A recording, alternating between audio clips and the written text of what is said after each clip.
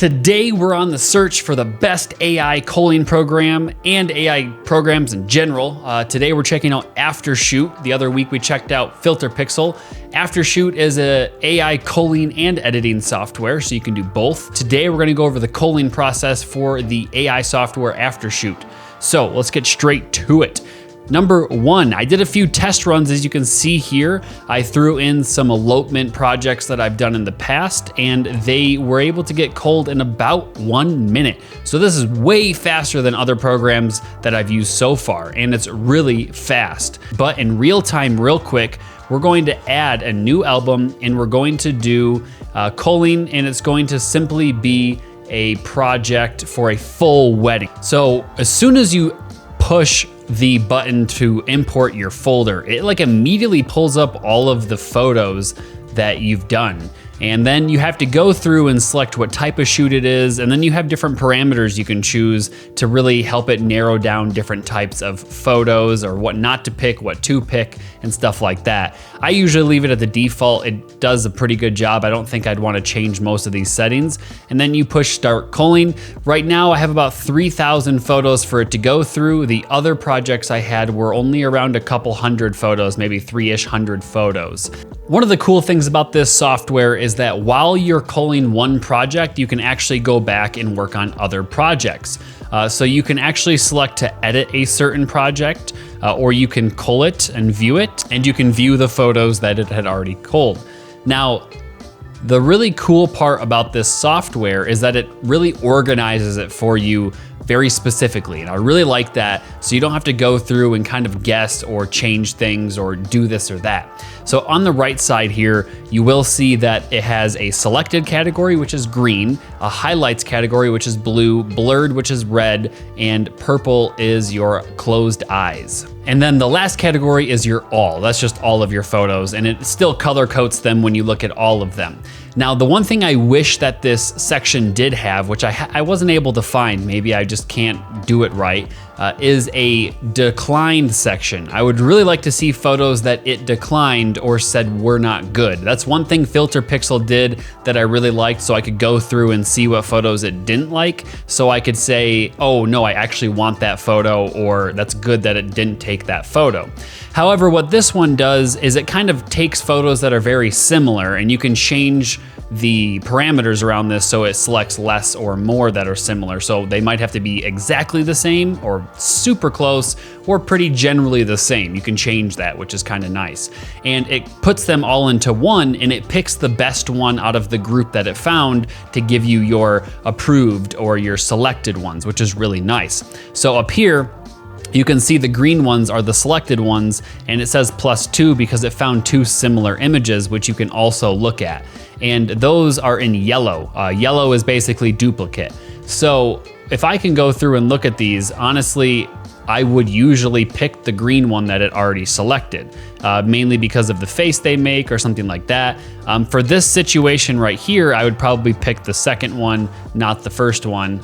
But it's one of those things where AI culling is not perfect. You still have to go through and make sure it is picking the exact photo that you want and not the photo it thinks that you want. And that's kind of the downfall with AI culling, but it'll still save you a ton of time because you don't have to do as much work, because going through 3,000 photos would take a really long time. So you can go through and you can select different filters to see what it picked, what it liked, and if you want to keep it, you can change the rating and the color and stuff like that. You can create your own filters and own sections and your own colors, which is kind of fun. And then you can also restart the culling process if you didn't like it. And down here you can see it found 203 duplicates and 20 warnings. This could be like eyes closed or blurry or something like that. And then below that you also can see that it has key faces. It finds the faces in each photo and then it zooms them in so you can see if they are in focus, if they are blurry, if their eyes are closed and stuff like that. Now hopefully it already picked ones that eyes are closed and it deleted them or put them in the bad category with like 1. So The really cool things about this is the way it organizes your photos and how easy it is to just click things and go through each of the photos to see which ones you like. So what I would personally do is probably go through and 5-star all the photos that I like, and then take away a 5-star if it's a photo I don't want. Because as you can see here, it picked like, all of these are almost the same photo, and it picked like 10 of them. That's a lot of photos. I would only want one of these, so I would find the best one I want and then just bring those down to a different category and, you know, only pick the 5-star ones. Because when you export these to Lightroom, you can select certain ones, like I want all the 5-star photos or something like that. So you could just do 5-star, export, call it a day. So it's a really cool way for it to filter everything out, and it does a really good job. It's still not perfect. You know, AI isn't perfect, especially with these programs because they're fairly new. But so far, this has been my more favorite program just because of the ease of use and how it works, just minus the fact that so far I haven't been able to find a way to look at only the ones that were not good. And the reason I want that is so I can go through and make sure the photos it didn't pick were proper. And having to go through every single set of photos is kind of tedious in my opinion, making sure. That's almost the same thing as culling. It is a little bit faster though. So that's Aftershoot in a nutshell. The other thing I wanted to talk about is its speed.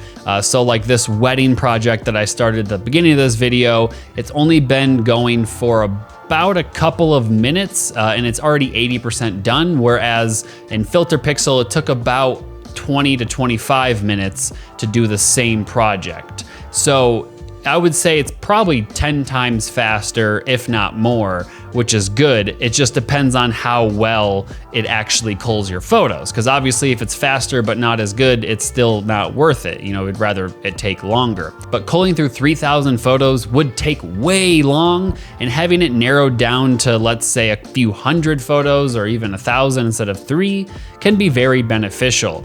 However, the only thing that I'm not finding that I like with this program is its workflow. The workflow is not super nice. I would say it's pretty similar to Filter Pixel, maybe a little bit nicer with the visuals that it gives you. However, I would really like a different layout of these photos when I'm trying to go through them. That's really it for today's video, and I'll see you on the next one.